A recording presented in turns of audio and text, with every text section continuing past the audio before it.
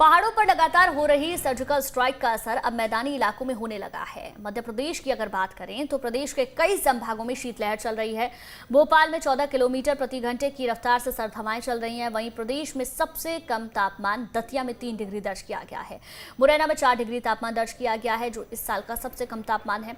इंदौर में मंगलवार का दिन सीवियर कोल्ड डे रहा, तो वहीं भोपाल, रतलाम, शाजापुर, दतिया, नरसिंहपुर में भी कोल्ड डे घोषित किया गया।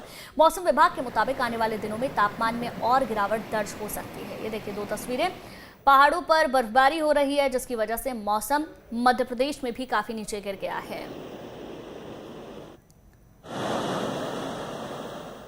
विनोद हमारे संवाददाता ज्यादा जानकारी के साथ हमारे साथ लाइव जुड़ गए हैं। विनोद, मध्य प्रदेश में कड़ाके की सर्दी पड़ रही है, क्या स्थिति वहां पर है? मौसम विभाग क्या कह रहा है? 31 और 1 जश्न का दिन होता है, आमतौर पर लोग जश्न मनाते हैं, तो कितनी परेशानियां इस दौरान नए साल पर लोगों को उठानी पड़ेगी? बिल्कुल, देखिए गुंजन, ये जो समय है ये बिल्कुल पीक सर्दी का है। खासकर ग्वालियर चंबल अंचल की बात करें या पूरे मध्य प्रदेश की बात करें, जिस तरह से तापमान गिर रहा है, मौसम विभाग ने 1 हफ्ते पहले ही इस बात की संभावना जताई थी कि नए साल का जश्न शीत लहर और कड़ाके की ठंड के बीच मनाया जा सकता है, और वैसा ही मौसम हमें देखने को मिल रहा है। पिछले 2 दिन से लगातार टेम्परेचर 3 और 3.5 डिग्री तक गिर चुका है। यानी कड़ाके की सर्दी होने के साथ साथ धूप जरूर खिली रहेगी, लेकिन आज अब वो भी नज़ारा नहीं दिख रहा।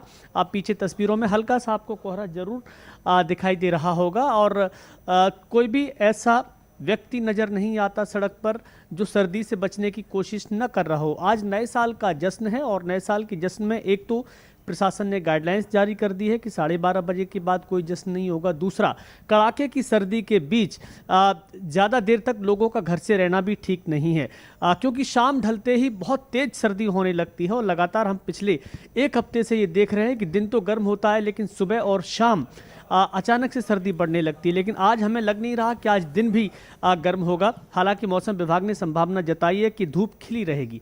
फिलहाल तो धूप का नज़ारा कहीं हमें दिख नहीं रहा। इस समय तक तो सूर्योदय के दर्शन हो जाते थे, वो भी हमें दिखाई नहीं दे रहे हैं।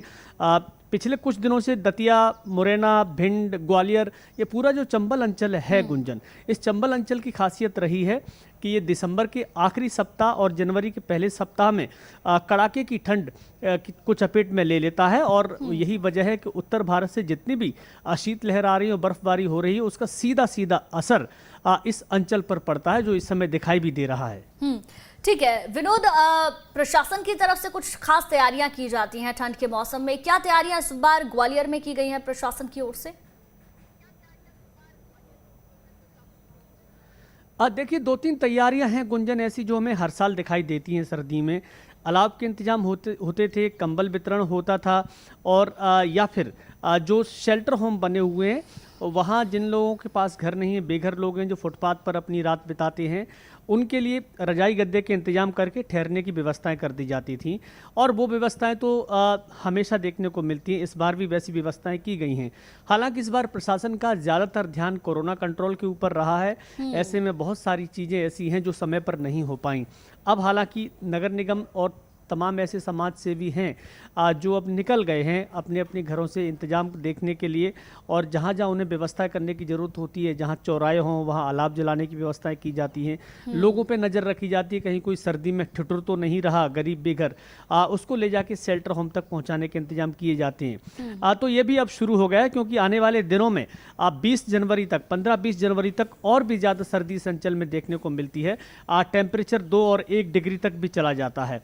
फिलहाल देखते हैं शासन के इन इंतजामों से लोगों को कितनी बड़ी राहत मिलती है। ठीक है विनोद, बहुत बहुत शुक्रिया तमाम जानकारियों के लिए आपका।